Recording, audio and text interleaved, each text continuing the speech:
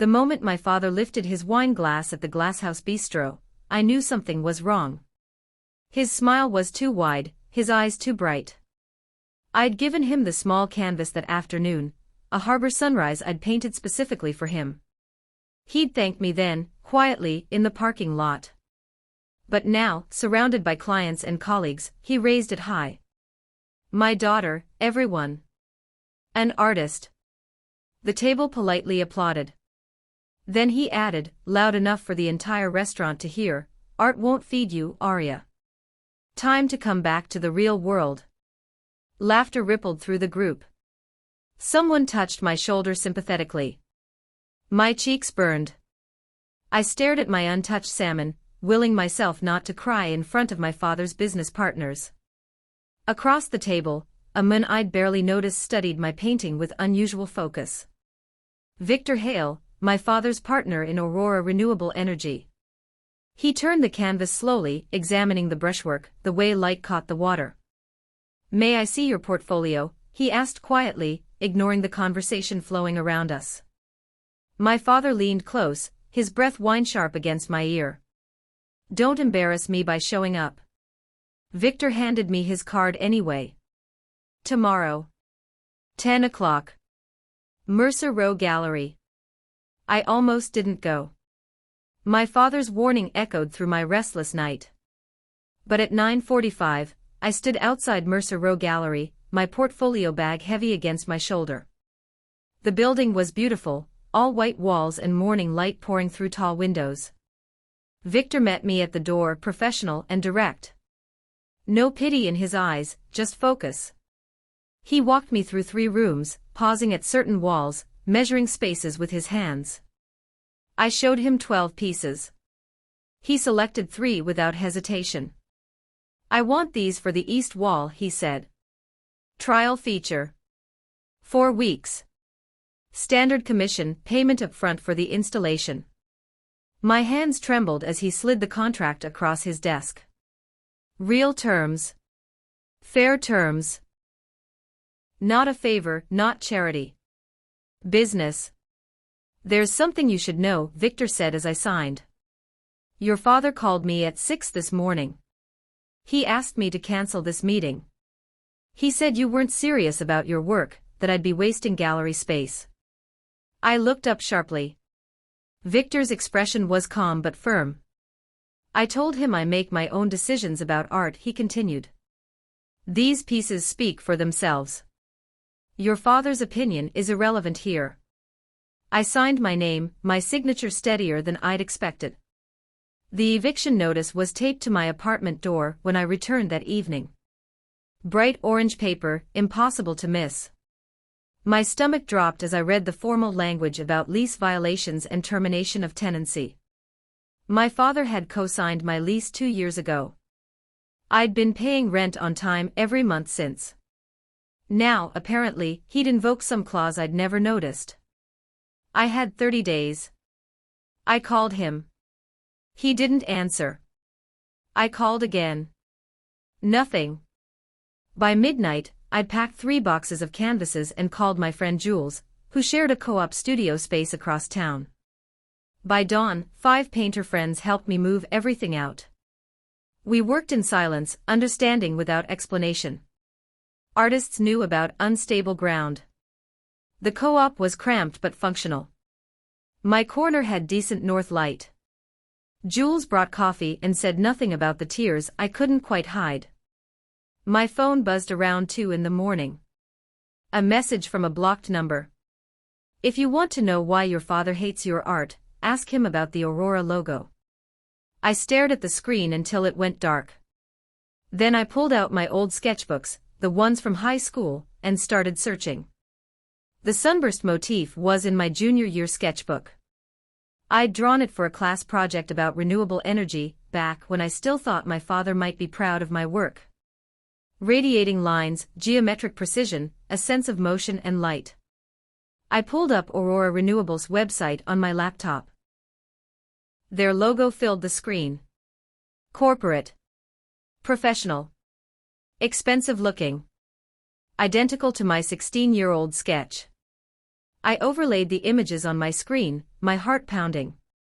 The angles matched perfectly. The proportions were exact. Even the small flourish at the bottom left corner, my signature touch, was there. My father's company had launched 5 years ago. I'd drawn this 7 years ago, shown it to him proudly. He'd said it was nice and suggested I focus on more practical subjects. My hands shook as I photographed the comparison and emailed it to Victor. Subject line, "Can we talk?" His response came in minutes, even though it was 3 in the morning. "Come in first thing. I need to show you something." I didn't sleep. I sat in my corner of the co-op studio, staring at that sunburst sketch, trying to remember my father's face when I'd first shown it to him. He'd smiled. I remembered that now. He'd smiled. Victor was already at Mercer Row when I arrived at 8. He led me to his private office and pulled out a manila folder marked Compliance, Artist Contracts. Inside was a flagged memo from 3 months ago. My name was highlighted in yellow.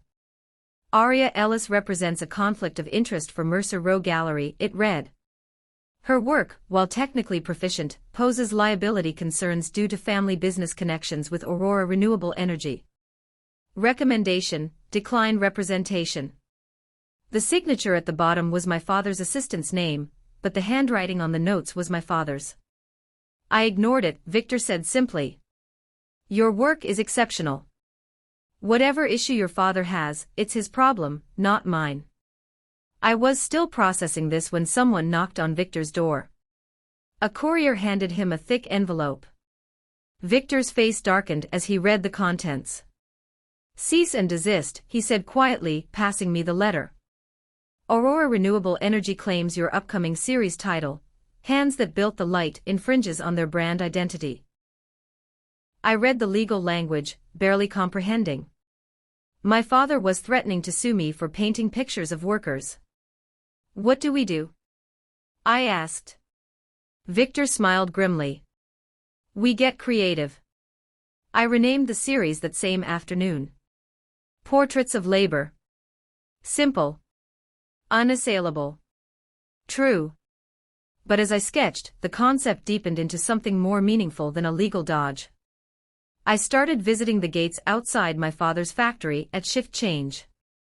Workers streamed out, tired and dignified. I asked permission to photograph their hands. Calloused palms. Paint-stained fingers. Scarred knuckles. Hands that actually built the solar panels my father's company sold for premium prices. The portraits grew from that truth. Not revenge art. Not spite. Just witnesses.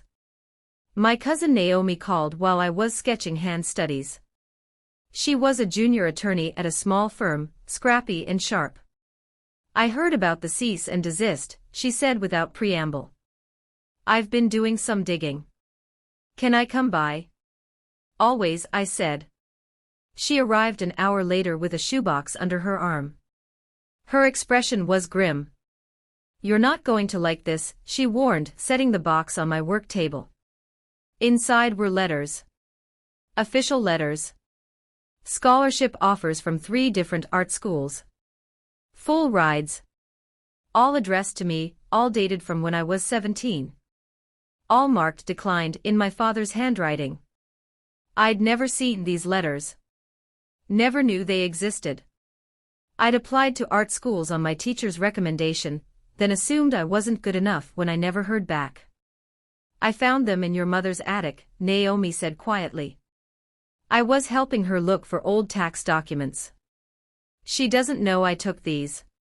My hands trembled as I read offer after offer. Schools I'd dreamed about. Opportunities that could have changed everything. My father had signed for me, writing declined, as if he had the right. I drove to my mother's house that evening. She was in the garden, pruning roses in the fading light. When I showed her the letters, her face crumpled. "He said the art world would eat you alive," she whispered. "He said he was protecting you from disappointment and poverty." And I pressed, knowing there was more. She couldn't meet my eyes. And he said he needed your design. For the company. That you were too young to understand its value, that family assets should stay in the family. Family assets. My teenage sketch. My work. Why didn't you tell me? I asked. I was afraid, she said simply. I still am. I met my father at a riverside cafe 2 days later. Neutral ground. Public enough to prevent a scene, private enough for honest conversation. He arrived on time, dressed in his usual business casual, looking tired but defiant. He ordered coffee and smiled at me like nothing had happened. Arya, this has gone far enough, he said. The logo is family property. I protected you by using it, gave it professional legitimacy. You should be thanking me. I slid the scholarship letters across the table. His smile froze. Where did you get those? You stole my future, I said quietly. You stole my design, then made sure I couldn't pursue art professionally. You tried to control every option I had. He picked up the letters, his hands unsteady. For a moment, I thought I saw regret flicker across his face. Then his jaw hardened. I gave you a stable life. Opportunities you're too young to appreciate. You gave me nothing I didn't earn myself, I replied. And you took everything you could. He leaned forward, his voice dropping to a dangerous whisper. If you show those paintings at Victor's gallery, I'll make sure no one in this city ever hangs your work again. I have connections. Influence. You have nothing. I stood up, leaving money for my untouched coffee. We'll see, I said. The leaked memo arrived in Victor's inbox the next morning. He forwarded it to me with one line, thought you should see this. It was an internal communication from Aurora Renewables executive team.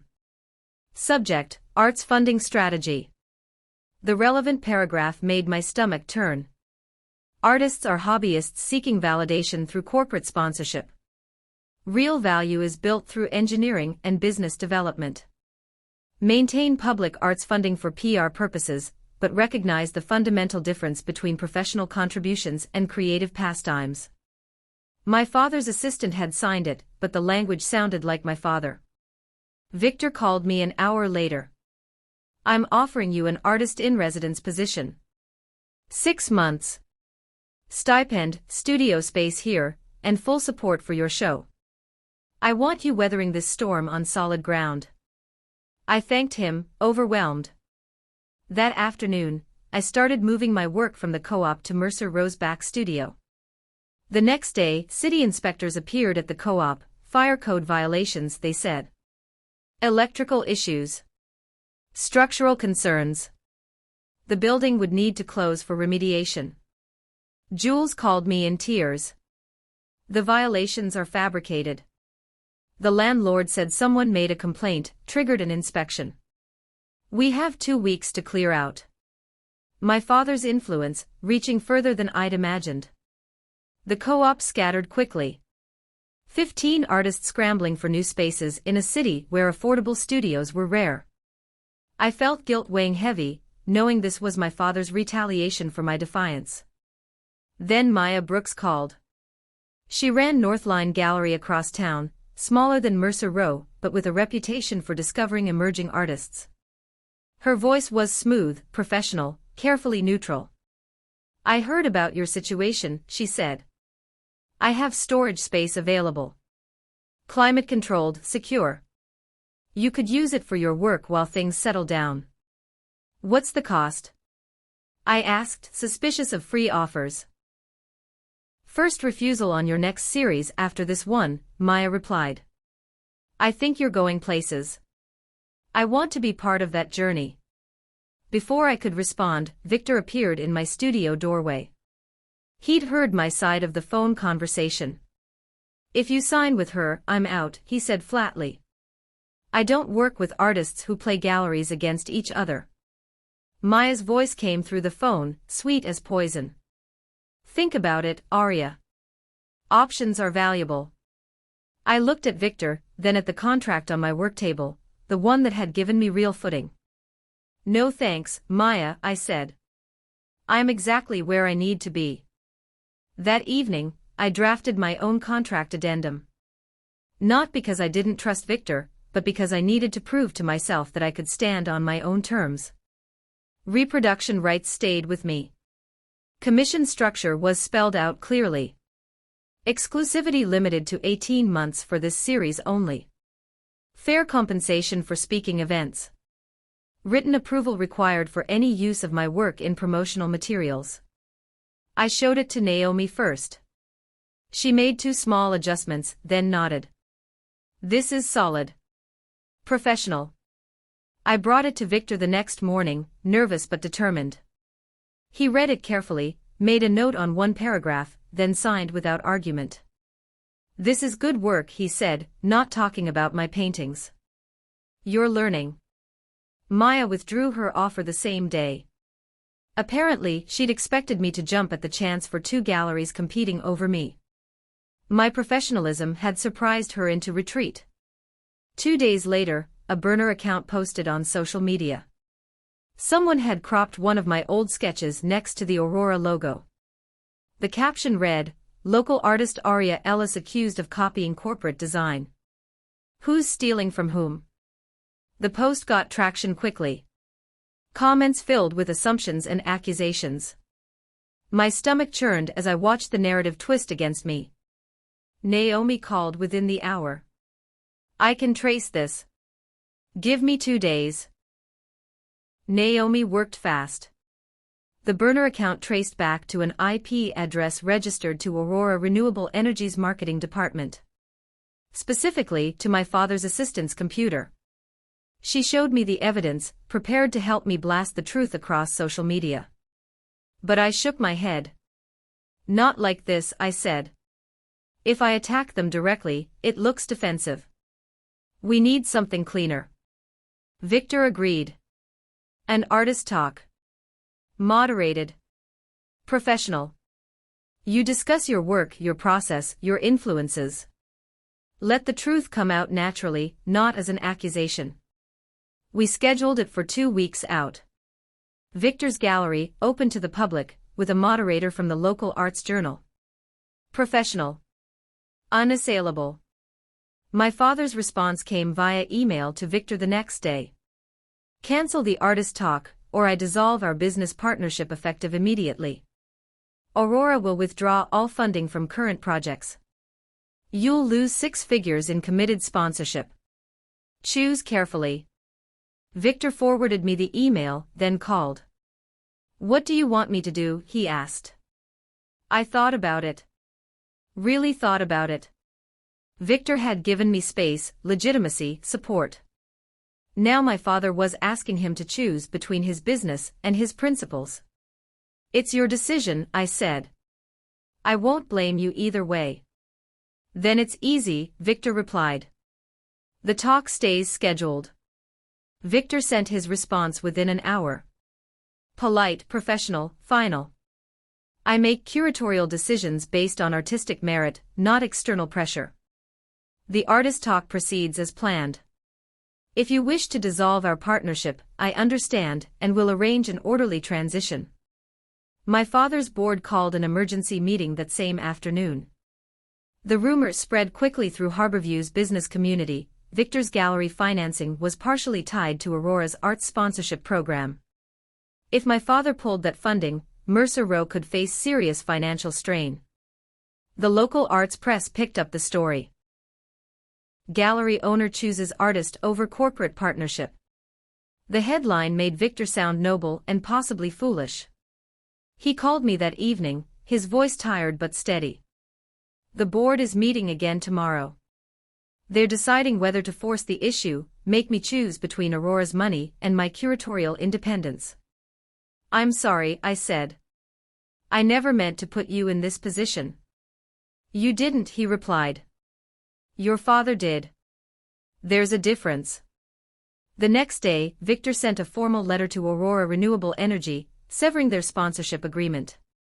He cited irreconcilable differences in values and vision. The move cost his gallery significant operating capital. I volunteered immediately to teach paid workshops, anything to help cover the shortfall. Victor accepted, but I could see the worry in his eyes. He'd sacrificed stability for principle.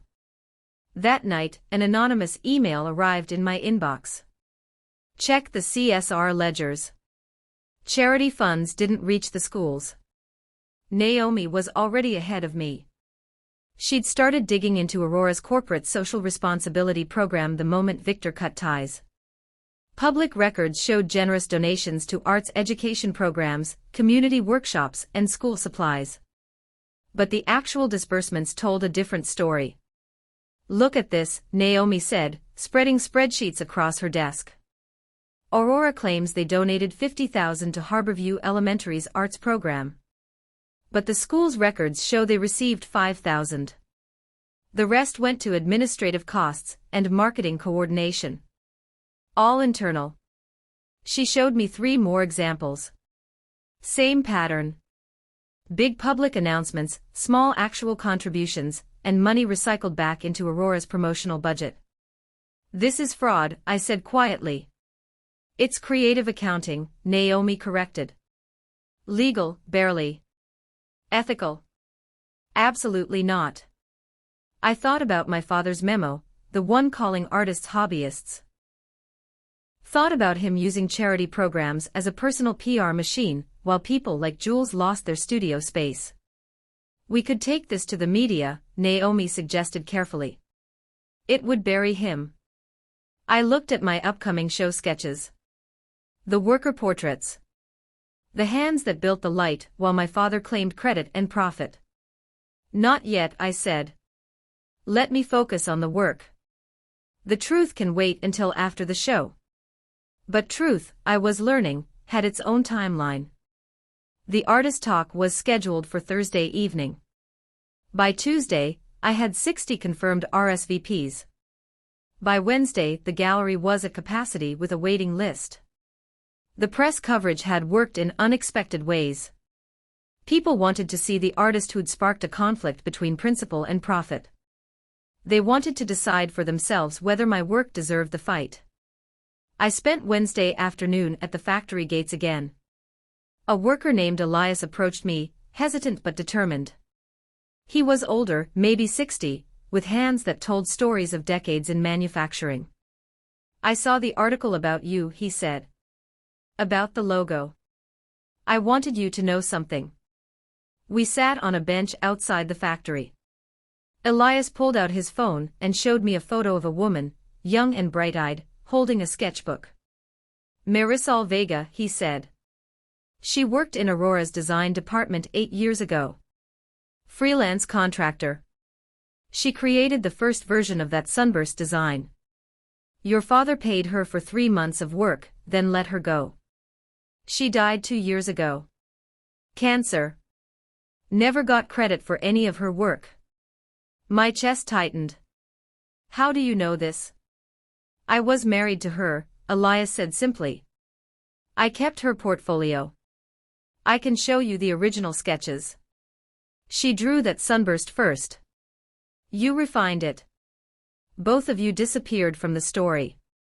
He handed me his first paycheck stub from 8 years ago, with Marisol's name listed as a design consultant.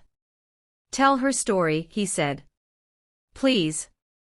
She deserves to be remembered. That night, I added a new wall to my show. The uncredited. Marisol's story. My story. All the hands that built the light while others claimed the glory. By dawn, someone had shattered the gallery's front window. A note was taped to the door, "Stay in your lane." Victor called the police. They filed a report, dusted for fingerprints and shrugged. Vandalism happened. Hard to prove intent. But we both knew. The timing was too precise, the message too clear. Victor hired a security company to monitor the gallery overnight.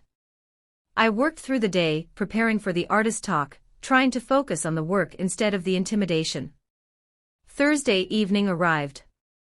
The gallery filled with people, artists, collectors, students, journalists, and curious observers. I stood near my portraits, my hands steady despite my racing heart. The moderator from the Arts Journal asked good questions. I talked about process, inspiration, the workers I'd met. I talked about Marisol Vega, showing her original sketches alongside mine. I talked about labor and value and whose hands we choose to see. The room was silent when I finished. Then a woman in the back row stood up. She was crying. "That's my hands," she said, pointing to one of the portraits. "That's me. I've worked at Aurora for 12 years. Nobody ever painted me before." Applause started, scattered at first, then building. People pulled out their phones. Social media feeds lit up with photos and quotes. The story was spreading beyond Harborview. Then my father walked in. He had a camera crew with him, professional equipment, corporate branding. He smiled at the crowd, comfortable in the spotlight. "Aria," he said warmly, as if we were on good terms. "This is wonderful. I'd like to invite you to paint live at Aurora's community night next month. Show the public how we support local artists." The room fell silent, watching. Waiting to see if I'd accept the olive branch. I looked at my father, then at the camera crew recording our exchange. I understood what he was doing, turning my resistance into a reconciliation story he could control. Using my work to polish his reputation. "No thank you," I said clearly. "But I have a counterproposal." His smile tightened. "Oh? A charity auction," I said. "Run through the Harborview Arts Fund. We donate pieces, collectors bid, and all proceeds go toward apprenticeships for young artists. Real support, not just publicity." Victor stepped forward immediately. "Mercer Row will co-sponsor." The Arts Fund chair was in the audience. She nodded. "We'd be honored to coordinate." My father's camera crew was still recording. He couldn't refuse publicly without looking petty. His jaw clenched. "We'll discuss it," he said, then turned and left with his crew trailing behind. The next morning, the Arts Fund chair called me. Her voice was careful, apologetic. "Aria, we've done some preliminary research. If the funding for this auction originates from misused CSR grants, we legally cannot accept it. The donations would be considered tainted money." "What do you mean?" I asked, though I suspected I already knew. She hesitated.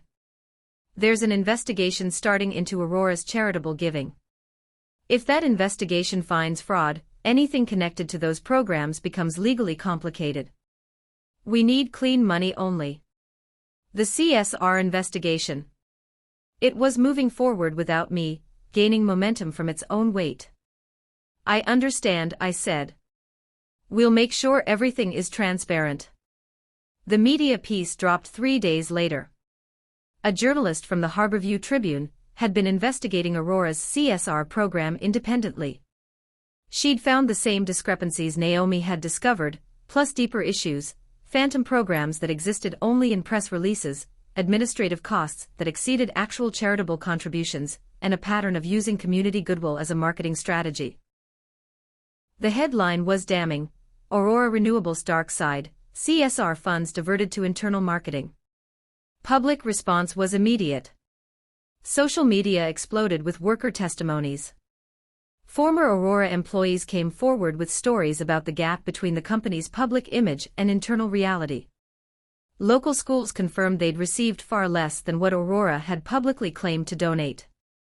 Donations poured into the Arts Fund from people who wanted to support authentic programs.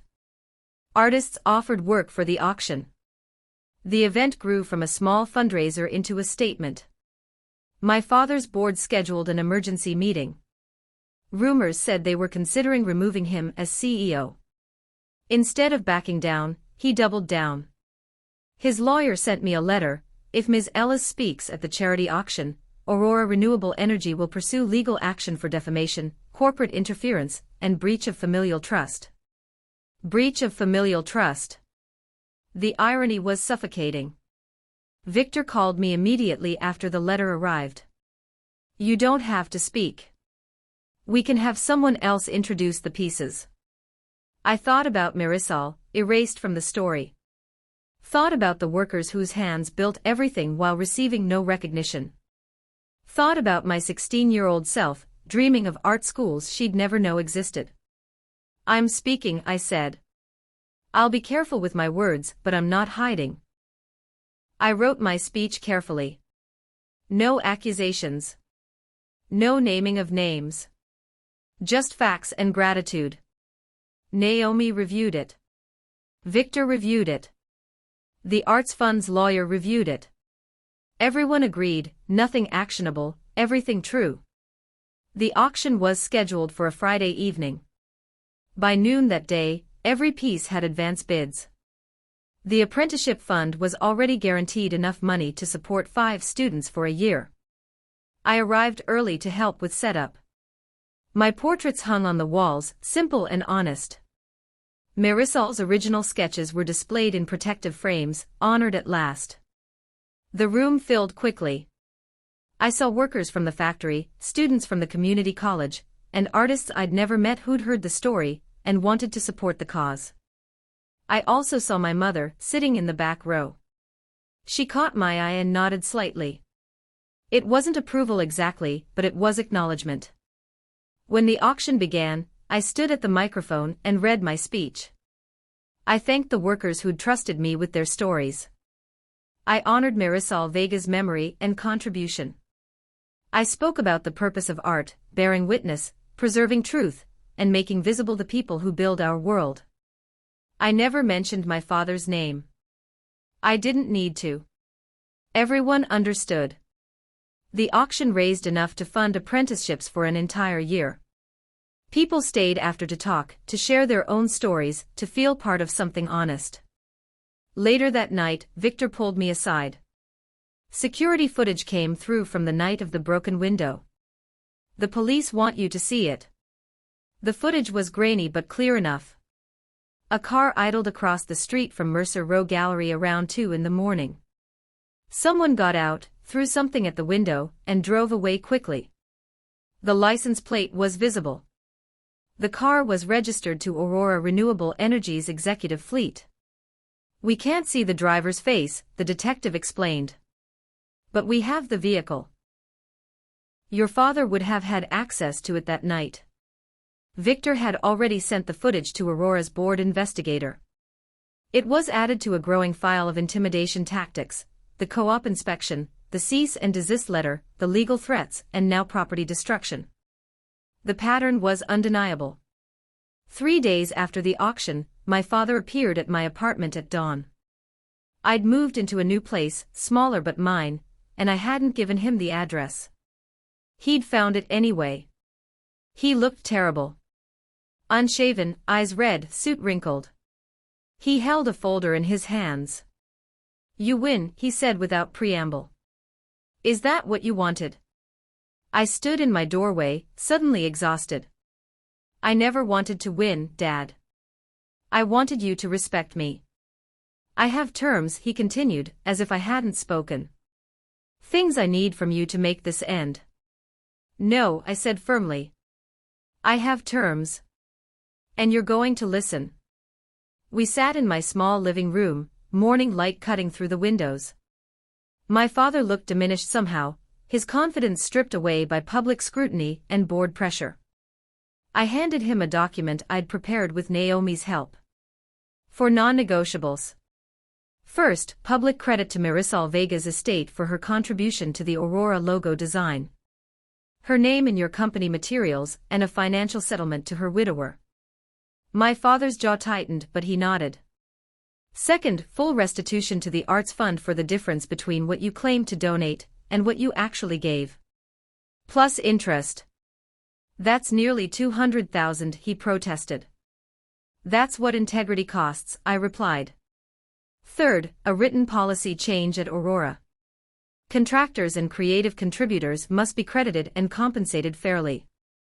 No more erasure. He looked like he wanted to argue, but he stayed silent. Fourth, a formal statement clearing me of any copyright infringement claims. Public. Unambiguous. I slid a pen across the table. My father stared at the document for a long time. His hand trembled as he picked up the pen. "The board is voting tomorrow," he said quietly. "Whether to remove me as CEO or accept a remediation plan. These terms will be part of that plan." "Then you'd better hope they accept it," I said. He signed each page slowly, carefully. When he finished, he looked up at me with something that might have been regret. "I thought I was protecting you," he said. "From failure. From disappointment." "You were protecting yourself," I replied. "From competition. From being wrong." He left without another word. The board vote happened behind closed doors. Victor had a contact on the board who kept him informed. The meeting lasted 6 hours. In the end, they removed my father as CEO. But they accepted his remediation plan as a condition of his severance package. He'd keep his shares but lose operational control. The company would implement the policy changes immediately. The public statement came the next day. Aurora Renewable Energy acknowledged Marisol Vega's design contribution and announced a settlement with her estate. They committed to restoring the Arts Fund with full restitution. They formally retracted any claims against my work. My name was cleared. Marisol's name was honored. The system, for once, worked. Victor called me that afternoon. "I have a proposal. Not just a wall this time. An entire floor. A solo show. Are you ready?" I thought about the journey from that humiliating dinner to this moment. The fear, the anger, the determination. The people who'd helped me and the ones who'd tried to stop me. "Yes," I said. "I'm ready." We started planning immediately. The show would be called The Hands That Built the Light. No compromise this time. The title meant what it meant. The auction proceeds and Aurora's restitution seeded a scholarship fund named for Marisol Vega. The announcement went out the same week. Applications flooded in from young artists who needed exactly what I'd needed. Recognition, support, and someone willing to believe in their work. The first cohort was announced within a month. 5 artists, all from working-class backgrounds, all talented and determined. Seeing their names on the website made everything worth it. Opening night arrived on a clear October evening. Mercer Row Gallery transformed into something between a museum and a celebration. My portraits filled the walls, larger than before, more confident. The centerpiece was Marisol's story, her original sketches, my refinements, and the erasure between them. A wall of text explained how creativity gets stolen, who gets credit, and why it matters. Critics came. Collectors came. Workers from the factory came, dressed in their best clothes, proud to see their hands immortalized. Students from the art schools I'd once applied to came, curious about the artist who'd turned rejection into revolution. The room buzzed with conversation, with genuine interest and respect. This wasn't just a show. It was proof that art could matter, could change narratives, could build something beyond aesthetics. My mother stood near the entrance, dabbing at her eyes with a tissue. She'd sent me a letter the week before, apologizing for her silence, for not protecting me from my father's control. I'd written back, "You're here now. That's what matters." Then I saw him. My father standing in the back corner, unaccompanied by cameras or assistants. Just a man in an ordinary coat, looking at paintings of truth. He didn't approach me. Didn't make a scene. Just stood there, studying each portrait like he was trying to understand something that had been invisible to him before. As the evening wound down, I stood in the center of the room, surrounded by artists and workers and supporters. Victor handed me a microphone. "Thank you all for being here," I said. "For seeing. For caring." The apprentices stood with me on the small platform. 5 young artists who would get their chance, who wouldn't have their futures stolen by dismissal or control. I learned something through all of this, I continued. Kindness isn't weakness. Standing up isn't cruelty. Sometimes the most loving thing we can do is refuse to accept less than we deserve. The room erupted in applause. I saw Jules crying, Naomi beaming, Victor nodding with quiet pride. My mother pressed her hands together like a prayer. As people moved toward the exit, my father approached me. Up close, he looked older, worn down by consequences and forced reckoning. I was wrong, he said quietly. Only 3 words, but they cost him everything. I nodded. Not forgiveness, not yet. But acknowledgement. I hope you'll keep going, he said. You're better at this than I ever understood. He left before I could respond. Maybe that was better. Some conversations needed time.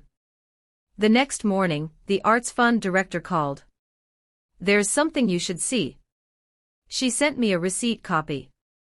An anonymous donation to the Marisol Vega Scholarship Fund, $100,000. The donor had specified that their identity remain private but included one note, for the artists I failed to see. The handwriting was my father's. I showed Victor. He smiled, that rare, genuine smile that meant something had shifted in the world. He's not asking for credit, Victor observed. That's growth. It's a start, I agreed. 6 months later, Mercer Row Gallery hosted the second Marisol Vega Scholarship reception. 20 students this time, funded by sales from my show, my father's anonymous donation, and growing public support. The scholarship had become something larger than any of us. A statement that art mattered, that artists deserved support, that the people who built our world deserved to be seen. I taught workshops now, passing forward what I'd learned. Not just painting techniques, but contracts and rights and self-advocacy. How to value your work. How to say no. How to build a life on your own terms. My relationship with my father remained complicated. We met for coffee sometimes, conversations careful and honest. He'd started therapy, he told me. Learning about control and fear and the damage they caused. I can't undo what I did, he said during one of our meetings. But I'm trying to be different going forward. That's all anyone can do, I replied. Victor's gallery thrived. The publicity from our conflict had brought attention, and he'd used it wisely, championing more emerging artists, creating space for voices that needed platforms. My work sold steadily. Not fame exactly, but sustainable success. A life built on my own talent and determination, not on anyone's approval or suppression. On quiet evenings in my studio, I sometimes thought about that dinner at the Glasshouse Bistro. How humiliation had sparked transformation. How rejection had forced me to fight for myself. I kept the small canvas I'd given my father that night. He'd returned it months later with a note, hang this wherever you work. Remember where you started. I did. The harbor sunrise watched over my easel, a reminder that light persists, that morning always comes, and that the hands that build our world deserve to be honored. Not forgiveness without accountability. Not reconciliation without change. But possibility. Always, fiercely, possibility. The art fed me after all. Not just financially, but in every way that mattered.